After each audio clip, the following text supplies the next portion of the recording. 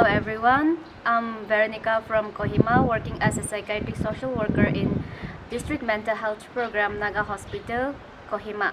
And I'm so happy that we District Mental Health Program all over districts of Nagaland attended 5 days training program from 24 to 28 of April on psychosocial care on disaster management. A resource person from NIMHANS came to enlighten us on the topic, and we had an intensive training program.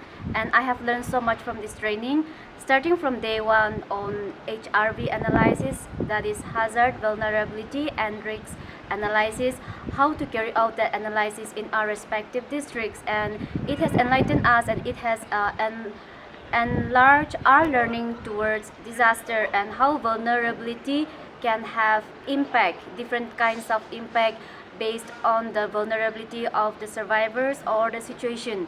And we have also learned about impact of disaster on women. We have discussed in detail, as well as on children, because they are the vulnerability group, and even on disability.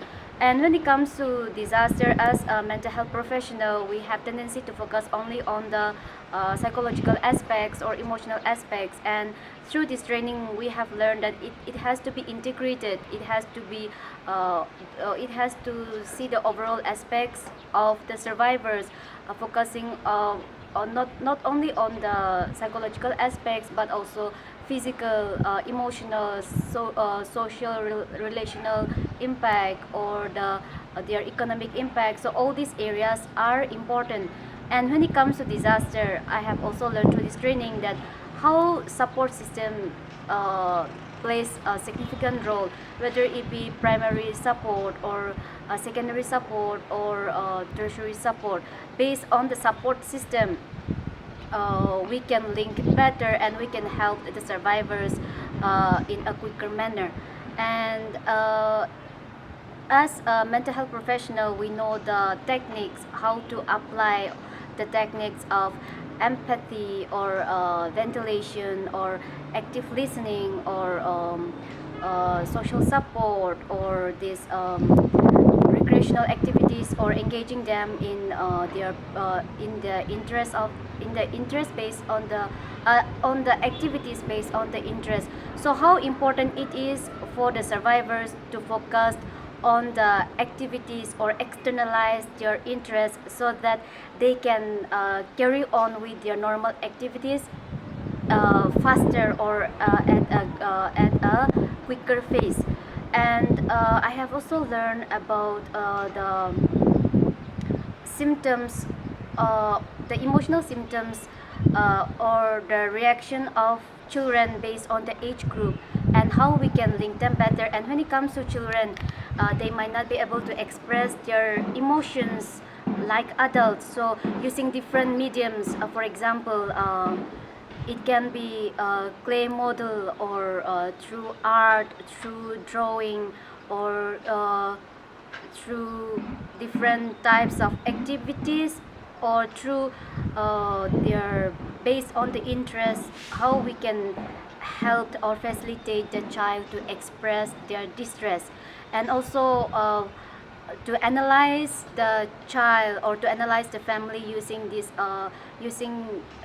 family portrait, to know more about the family of the child, or to help the family in distress, or in this those who are experiencing those who have experienced the impact of the disaster. And in our training program, we have also learned about the significance of self-care. It's not only about the survivors, but even the professionals, or the one who is providing the service, needs to take care of themselves, engaging them in the recreational activities, which will help them to take care of themselves, as well as reach out to the survivors. And besides all this, we have it. Our training program was a very interesting one. Why? Because it has lots of activity based, where there is moral, and there is reflection. And through these different role plays, or different activities, or group activities, it helps the learners to to wait, I'm so sorry.